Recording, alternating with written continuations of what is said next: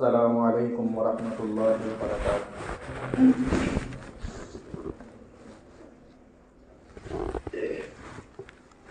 الحمد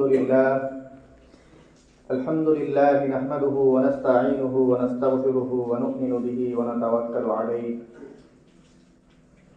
ونعوذ بالله من شرور أنفسنا ومن سيئات أعمالنا.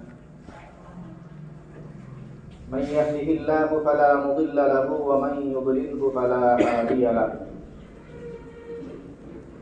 ونشهد أن لا إله إلا الله وحده لا شريك له. ونشهد أن سيدنا ومولانا محمدا عبده ورسوله صلى الله عليه وعلى آله وأصحابه وبارك وسلم. أما بعد فأعوذ بالله من الشيطان الرجيم. بسم الله الرحمن الرحيم. وإن طائفتان من المؤمنين اقتتلوا فأصلحوا بينهما فإن بغت إحداهما على الأخرى فقاتلوا التي تبغي حتى تفيء إلى أمر الله فإن فاءت فأصلحوا بينهما بالعدل وأقسطوا إن الله يحب المقسطين. وقال رسول الله صلى الله عليه وسلم: لجهنم 7 أبواب باب منها لمن سل السيف على أمتي أو قال على أمة محمد. اللهم صل على محمد وعلى آل محمد كما صليت على إبراهيم وعلى آل إبراهيم إنك حميد مجيد. اللهم بارك على محمد وعلى آل محمد كما باركت على إبراهيم وعلى آل إبراهيم إنك حميد مجيد. سبحانك لا علم لنا إلا ما علمتنا إنك أنت العليم الحكيم. মহান আল্লাহ পাক রব্বুল আলামিনের দরবারে অসংখ্য শুকরিয়া জ্ঞাপন করছি, যিনি আমাদেরকে অন্যান্য জুমার ন্যায় আজকেও জুমার নামাজ আদায়ের জন্য পবিত্র ঘর মসজিদে আসার তৌফিক দান করেছেন। আলহামদুলিল্লাহ। মুহতারাম হাজিরিন, আমরা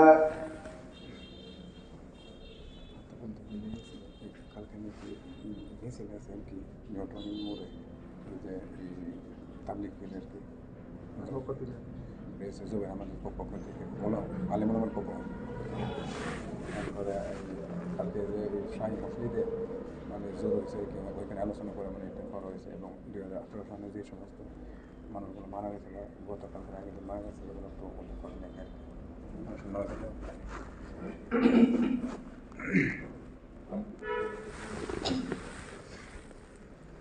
কোরআনে কারীমের সূরা হুজুরাতের একটি আয়াত আপনাদের সামনে আমরা তিলাওয়াত করেছি এবং এই সংক্রান্ত একটি হাদিস আমরা রিওয়ায়াত করেছি আপনাদের সামনে। এই আয়াত এবং হাদিসের আলোকে আপনাদের সামনে আমরা যে একটি কথা বলার চেষ্টা করব। আপনারা জানেন, আমাদের সবচেয়ে পরিচিত একটি, আমাদের সকলের প্রিয় একটি সংগঠন দাওয়াত এবং তাবলীগ। এই দাওয়াত এবং তাবলীগের মধ্যে বিভক্তি, সেই বিভক্তিকে কেন্দ্র করে বহু অনাকাঙ্ক্ষিত ঘটনা আমরা মাঝে মাঝে প্রত্যক্ষ করতেছি। তো মূলত দাওয়াত এবং তাবলীগের অন্যতম যে কয়েকজন কর্ণধার ছিলেন, সেই কর্ণধারদের মধ্যে একজন মাওলানা সাদ সাহেব। তো আল্লাহ তাআলা হাদিসের মধ্যে নবী করিম সাল্লাল্লাহু আলাইহি ওয়াসাল্লাম উল্লেখ করেন, আল কুলুবু বাইনা ইসবাঈর রহমান ইউকাল্লিবুহা কাইফা শাআ। নবী সাল্লাল্লাহু আলাইহি ওয়াসাল্লাম নিজেও দোয়া করতেন। তো হাদিসের মধ্যে নবী সাল্লাল্লাহু আলাইহি ওয়াসাল্লাম যে কথাটা বলেন সেটা হলো, মানুষের অন্তর এটা আল্লাহর 2 আঙ্গুলের মাঝে যেমনি ইচ্ছা আল্লাহ তাআলা এগুলি ঘুরান। এবং অন্য হাদিসে নবী সাল্লাল্লাহু আলাইহি ওয়াসাল্লাম বলেন যে মানুষজন, আল্লাহ তাআলা কিছু মানুষকে সৃষ্টি করছেন এদেরকে জান্নাতে দিবেন, কিছু মানুষকে সৃষ্টি করছেন এদেরকে জাহান্নামে দিবেন। তো যাদেরকে আল্লাহ তাআলা জান্নাতে দিবেন, অনেকের ক্ষেত্রে, বেশিরভাগ মানুষের ক্ষেত্রে আল্লাহ তাআলা স্বাভাবিক রীতি এই থাকে, যেই লোকটা ভালো, সারা জীবন ভালো থাকে, আল্লাহ তাআলার কথা মতো যারা চলে, সুন্দরভাবে জীবন যাপন করে, এরা জান্নাতবাসী হয়। যারা উল্টাপাল্টা চলাফেরা করে, আল্লাহ তাআলাকে মানে না, এরা জাহান্নামবাসী হয়। এটা স্বাভাবিক ধারা। কিন্তু অনেক ক্ষেত্রে এমন হয় যে আল্লাহ তাআলা কাউকে জান্নাতে যাওয়ার জন্য সৃষ্টি করছেন, কিন্তু সারা জীবন সে খুব অপকর্মে লিপ্ত, সারা জীবনই সে জাহান্নামের কাজ করে। এরপরে একটা সময় এমন হয়ে যায় যখন মৃত্যুর একদম আগ মুহূর্তে সে ভালো কাজ করে বসে, এবং ভালো কাজ করা শুরু করার পরে তার মৃত্যু হয় এবং সে জান্নাতবাসী হয়ে যায়। ঠিক উল্টোটাও ঘটে। আল্লাহ তাআলা কাউকে সৃষ্টি করেন জাহান্নামের জন্য, এই লোক সারা জীবন ভালো কাজ করে, ভালো কাজের কর্ণধার হিসেবে মানুষের সামনে পরিচিত হয়। সব মানুষজন তাকে একটা ভালো কাজের বড় অন্যতম একজন লিডার হিসেবে চিনে। কিন্তু মৃত্যুর আগে হয়তো তার এমন অবস্থা হয় যে জাহান্নামের কোনো কাজ করে এবং এই অবস্থায় মৃত্যুবরণ করে জাহান্নামে যায়। তার মানে জান্নাতে যাওয়া, জাহান্নামে যাওয়া, এগুলো শেষ পরিণামের উপর ভিত্তি করে অনেক সময়। এই জন্য মানুষজন, অনেক ভালো মানুষ, এরা হাদিসের মধ্যে আরো আছে, সাহাবায়ে কেরাম বলেন যে তোমাদের মধ্যে যারা একচেটিয়া অনুসরণ যদি কাউকে করতে চাও, মান কানা মিনকুম মুস্তান্নান ফালিয়াস্তান্না বিমান কাদ মাত ফাইন্নাল হাইয়া লা ইউমানু আলাইহিল ফিতনাহ। তোমরা যদি কাউরে একচেটিয়া অনুসরণ করতে চাও, তাহলে মৃত্যু হয়ে গেছে এমন লোককে সিলেক্ট করো। কারণ জীবিত লোকরা কোন সময় এদের অবস্থার এই কোনো মতিগতি নাই, এরাই কোন সময় বিপথে চলে যায় কোন স্টেশনে। এজন্য একচেটিয়া, উনি অনুসরণীয়, এই কথা নির্দ্বিধায় বললে মৃত লোকজনের ব্যাপারে বলো। তো মাওলানা সাদ সাহেব, উনি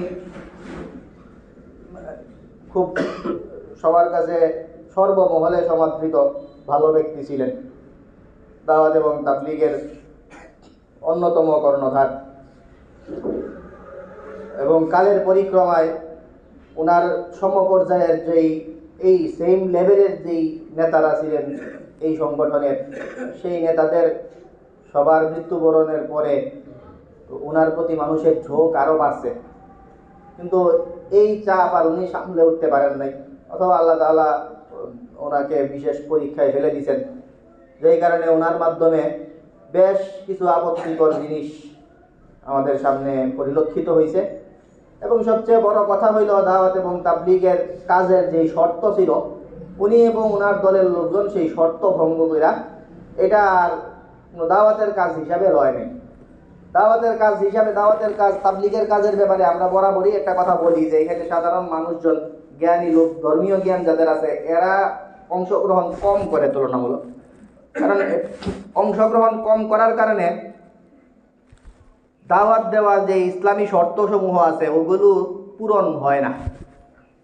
দাওয়াত, কোনো কাউকে দাওয়াত দিতে হইলে সেই দাওয়াত যে দিবে, দাঈ যিনি, ওনার মধ্যে বহু শর্ত লাগে। ধর্মীয় জ্ঞান সম্পন্ন হওয়া, ধর্মীয় পণ্ডিত লেভেলের হওয়া, ভালো আলেম হওয়া।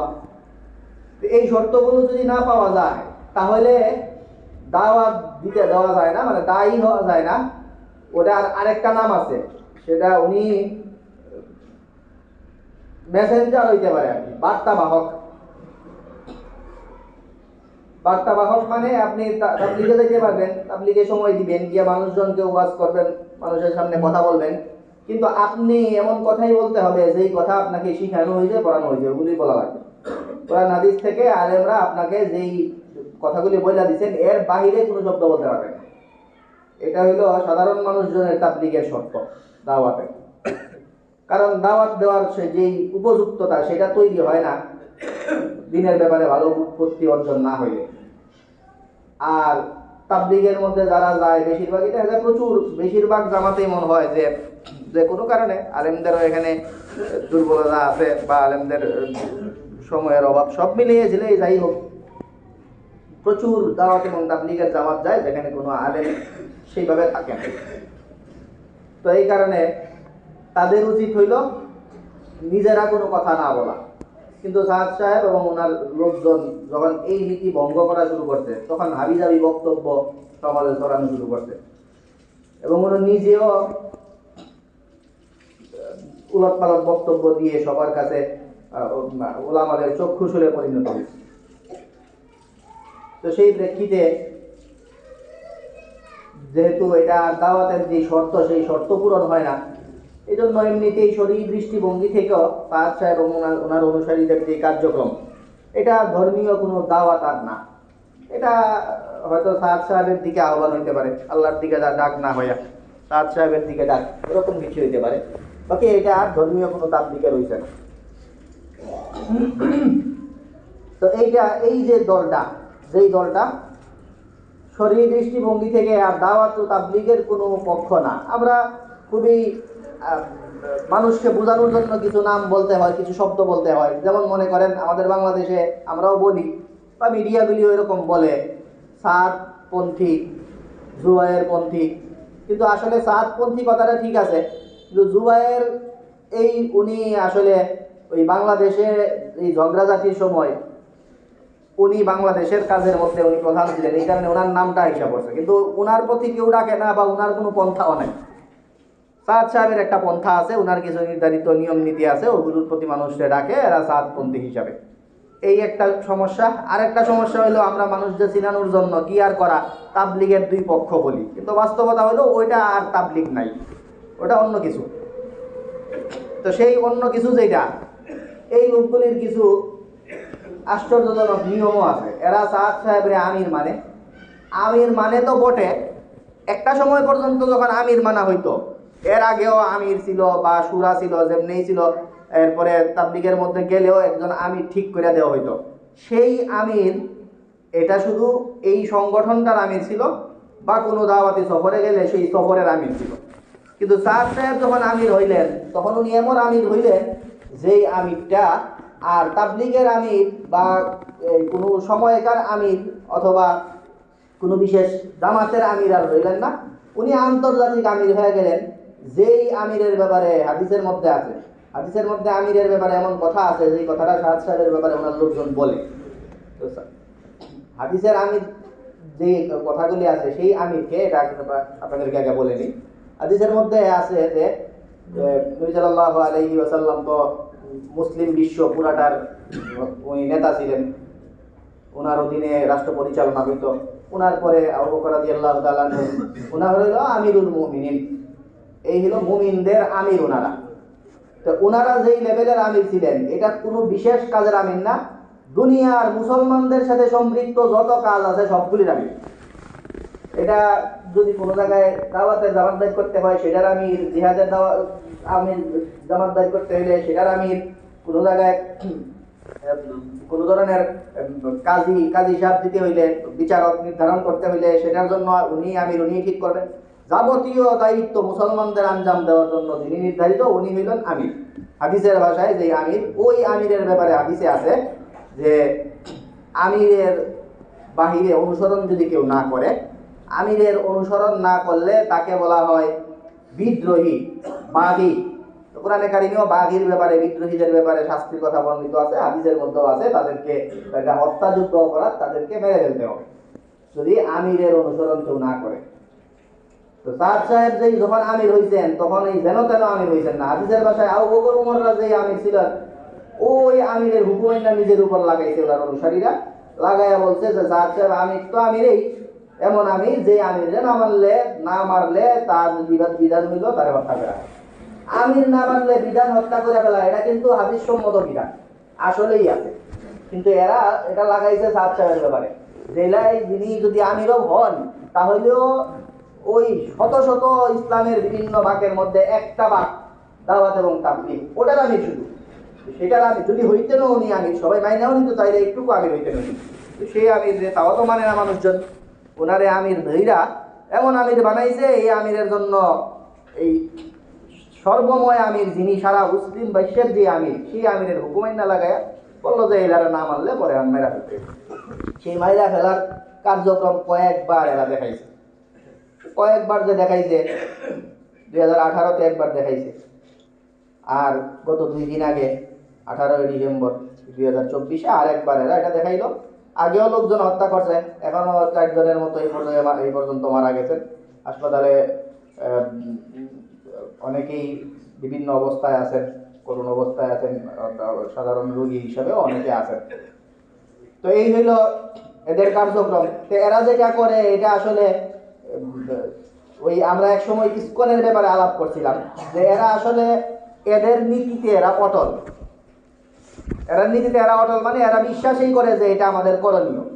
যেহেতু সাহেবরা মানতেছে না, ওই ইসকনের লোক যেন মনে করে আমাদের হিন্দুত্ববাদকে উপরে তুলতে হবে, অন্য মতবাদকে নিচে নামাইতে হবে, এই কারণে প্রয়োজনে লড়াই করতে হবে। তো এরাও মোটামুটি এই মুসলমান সমাজের ইসকন আর কি। যাদের কথা হইলো যে আমাদের মতবাদরে উপরে তুলতে হবে, অন্য যারা আমাদের এই মতবাদ মানবে না, আমাদের আমি হিসাবে মানবে না, এরা হত্যাযজ্ঞ করার কথা, এগুলিতে মারাই যায়। এই হইল এদের চিন্তাধারা। তো এই চিন্তাধারা যেটা, এটার ব্যাপারে তো আমরা বললাম এই শরীর দৃষ্টিভঙ্গি, যে এরা তো আসলে দাওয়াতি কোনো পক্ষই না। আর ইয়েও যদি হয়, একে তো উনি আমির কেন না এই বিষয়ে সবিস্তারে বিবরণ আমরা বহু সময়ে দিছি। মনে করেন যদি আমিরও হইতো, তাহলেও একজন আমিরের এটাই করা উচিত ছিল। আমাদের তো কিছু লোক মারার কারণে কয়েকশত লোক মারা গেছে, এরপরে এই কিছু লোক আহত হয়েছে, এই 1000, 1500 বা 2000-এর মতো আমরা পরে জানছি। 5 আগস্ট পর্যন্ত তো আমরা জানতাম হয়তো 200-400 লোক মারা গেছে। 200-400 লোক মারা গেছে, এটা শুনি না হাসিনার মতো লোকই তো চাইলা দিছে দায়িত্ব।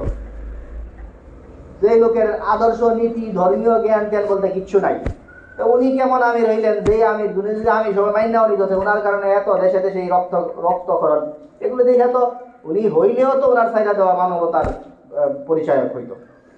তো উনি কি ধরনের লোক, কোন জেদে আছেন, বা নাকি কোনো কারো ট্র্যাপেই আছেন, কারো এই ধরনের কথাবার্তাও আছে যে উনি আসলে নিজের ইচ্ছায় কাজকর্ম করতে পারতেছেন না, ওনারে অনেকে পরিচালনা করতেছে যেখান থেকে বাইরে হওয়ার ক্ষমতা নাই, ইহুদিরা চালাইতেছে, ওরকম কথা একদম অমূলকার। এখন না, এক সময় পর্যন্ত যে যারা দেখতে পারে না ইহুদিদের দালাল বলে ফেলতো। এখন আমাদের জাতীয় দৈনিকগুলোতে ওইরকম আসতেছে। এরা যে বাটপার, সেই বাটপারির নমুনা তো বহুবারই দেখা গেছে। আমাদের এই গত সরকার পতনের অন্যতম হত্যাকর্তা যারা, এদের কিছু ছাত্র আন্দোলনের কয়েকজন সমন্বয়ক, এরা আলোচনা করতে গেছে, আলোচনা কইরা কথাবার্তা বলছে, পরে এরা এগুলির ভিডিও ধারণ কইরা অপপ্রচার চালাইছে যে আমরা পক্ষে আছি। পরে ওরাও বিবৃতি দিছে না, এরা বাটপারি করছে, আমাদেরকে ব্যবহার করছে। তো বাটপার যে এটা তো প্রমাণিত হইলই। আমাদের জাতীয় বেশ কিছু দৈনিকে আসছে যে আমাদের এই অপর পক্ষটা, যেটারে আমরা তাবলিগের পক্ষই মানতে নারাজ, সেই পক্ষের বাংলাদেশের প্রধান কর্ণধার যিনি সৈয়দ ওয়াসিফুল ইসলাম, ওনার ছেলে আবার আমাদের একটু আগ পিছে আমাদের সাথেই পড়ছে। আমরা ঢাকায় গিয়ে এদেরকে পাইছি কয়েক বছর পরে। আমরা যখন ইফতার করি ফতুয়া বিভাগে, তখন সারা বিশ্ব থেকে বাংলাদেশের বড় বড় মাদ্রাসাগুলোর ফতুয়া বিভাগে মেইল আসতো এদের অপকর্ম নিয়ে। কি মেইল আইতো, এই লোকে আইসা আবার আমাদের সাথে পয়সা চেক করতো, দেখি আপনার নামে কি আছে। অতটা আমরাও খুব দিতাম যে দেখেন কি আসছে, কারণ ওই সময় এত বেশি পক্ষ দুইটা বাইর হয়েছে না এখন, তখন ওরা আমাদের লোকই মনে হইতো, তাও আবার আমাদের সাথে পড়িয়া গেছে। তো এই লোক মুফতি উসামা নাম, এই লোক আরও কি আবিজাবি নায়ক টায়ক এগুলি আছে, কিছু গত সরকারের মনোনয়ন প্রত্যাশী কয়েকজন লোক, এরাও আছে, এরতেজা নাকি ডাক্তার, ওরকম এরা ইসরায়েল সফর করছে। সেই ইসরায়েল সফর থেকে আসার পরে কি সব বিস্তারে এগুলি রিপোর্টগুলি আসতেছে, কালকে থেকে আপনারা এগুলি পড়তেছেন, দেখতেছেন। তো এর দ্বারা আমরা অনেকেই যে মনে করে যে সাদ সাহেব আসলে নিজের ইচ্ছায়ও আর এখন করতেছেন না, উনি আসলে সিপাহী হয়ে গেছেন, ওরকম কিছু হওয়াটা অস্বাভাবিক না। এগুলোর ব্যাপারেও কিছু কথাবার্তা এবং কিছু দলিল এগুলিও সামনে আমাদের বাংলাদেশের প্রেক্ষিতে আসতে আছে। রাজ সাহেবটা আমাদের হাতে এখনো জানি না, কিন্তু বাংলাদেশে ওনার কাজ যারা করেন, এরা যে ইহুদিদের চিপায় আছে, সেই কথাগুলি আমাদের সামনে ইতিমধ্যেই আস্তে আস্তে প্রকাশিত হইতেছে। তো এই কারণে এখন আমাদের সকলের উচিত এই যে পক্ষটা, সেই পক্ষটাকে আমরা হয়তো বলতাম যে আপনারা এই পক্ষটাকে স্পেস দিবেন না, ওই কথাগুলো আসলে বলার দরকার নাই। আলহামদুলিল্লাহ এগুলো আগের থেকে আমাদের এখানে ওরকম কোনো জামাত আসবে এটা আমরা কোনো সময় কল্পনা করি না। তো বাকি যেই জায়গাগুলো তো আছে সেই জায়গাগুলো তো আপনারা মানুষজনকে বুঝাবেন যে এরা তাবলিগের লোক না, এরা অন্য কিছু। তো এরা যে তাবলিগের লোক না এই কথাটা জাতীয়ভাবে এখন স্টাবলিশ করা দরকার। এবং গ্রামগঞ্জে যারা একটু মফস্বলে এরা অতটা চান্স পায়ও না, কিন্তু একটু শহরগুলিতে এরা যে চান্সগুলি পায় সেগুলিও যেন মানুষজনকে বুঝাইয়া, সরকার পক্ষকে বুঝাইয়া, প্রশাসনকে বুঝাইয়া এদেরকে হটাইয়া দেওয়া যায়। এই জন্য আমরা যার যার অবস্থান থেকে আমরা কাজ করব। সেই কাজের ধারাবাহিকতায় আগামীকাল নিউ টাউনে সকাল 10:30টায় সমাবেশ আছে। সব জায়গাতে এরকম হবে। পরের দিন রবিবারে আমাদের কুলিয়ারপুরে 10টায় আছে। তো ওইগুলিতে আপনারা অংশগ্রহণ করবেন। বড় মজমা জমায়েত সবাই যে এদের বিপক্ষে এই কথাগুলি মানুষজনকে বুঝাবেন। এমনিতে অনেকে মনে করে যে ওই ধরনের সমাবেশ হইলে ওইটা মনে হয় হুজুররা যাবে, মাদ্রাসার লোকজন, কিন্তু এখন তো এটা হুজুর তাবলিগ সবার, যারা সবাই অংশগ্রহণ করবেন। তাবলিগের সাথে যারা জড়িত, যারা মন থেকে ভালোবান, যারা নিয়মিত সময় দেন, এরা তো সবাই বটেই। সকলে মিলে এই সিচুয়েশনে এই দলটা যেন এই দেশে আর মাথা উঁচু করে দাঁড়াতে না পারে, এরা যেন অবশ্যই নিষিদ্ধ হয় এই দেশে। এই জন্য সকলেরই কিছু কিছু কুরবানি করা লাগবে। সবাই দাবি তুলতে হবে, সবাই এর বিরুদ্ধে বক্তব্য, বিবৃতি, লেখালেখি নিজস্ব জায়গা থেকে করতে হবে। এবং যেখানে এই সমাবেশগুলি হয় সেগুলোতে আপনারা অংশগ্রহণ করবেন। এর মাধ্যমে এই যে ফিতনাটা, সেই ফিতনাটা গিয়ে তাবলিগ মূল ধারায় আবার ফিরে আসবে। আমরা সেই জন্য আমরা সবাই দোয়া করবো, সবাই চেষ্টা করবো আল্লাহ পাক রব্বুল আলামিন দ্বীনের এই মেহনতকে আবার দ্বীনের মূল ধারায় ফিরিয়ে আনে। এই ফিতনা থেকে আমাদের সবাইকে বেঁচে থাকার তৌফিক দান করুন। আলহামদুলিল্লাহি রাব্বিল আলামিন। সুন্নত পড়া হয়নি, আমরা সামনে জায়গাগুলো পুরো করে সুন্নত পড়া। পিকটি যে একটা আছে এখানে 2-3 জায়গায় দিয়ে দেবো।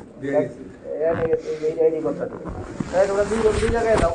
একটা এখানে আর একটা এদিকে দাও। এই দেওয়ালের ভিতরে আর দেওয়ালের ভিতরে জায়গা আছে না।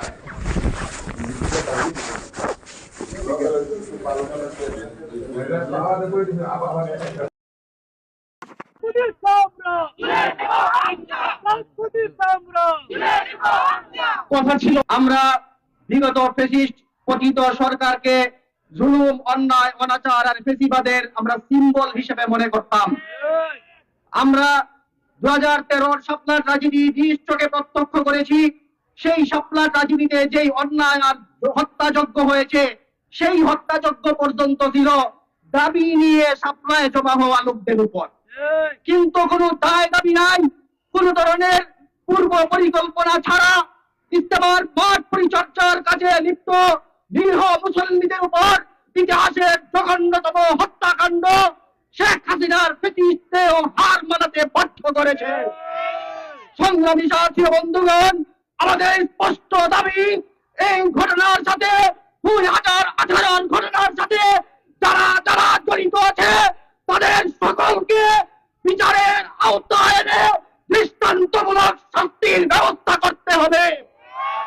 আমরা ইউনূস সরকারকে স্পষ্ট জানিয়ে দিতে চাই, আপনারা যদি সেই বিচারের ব্যবস্থা করতে না পারেন, পরবর্তী পরিস্থিতির জন্য আপনারাই দায়ী থাকবেন।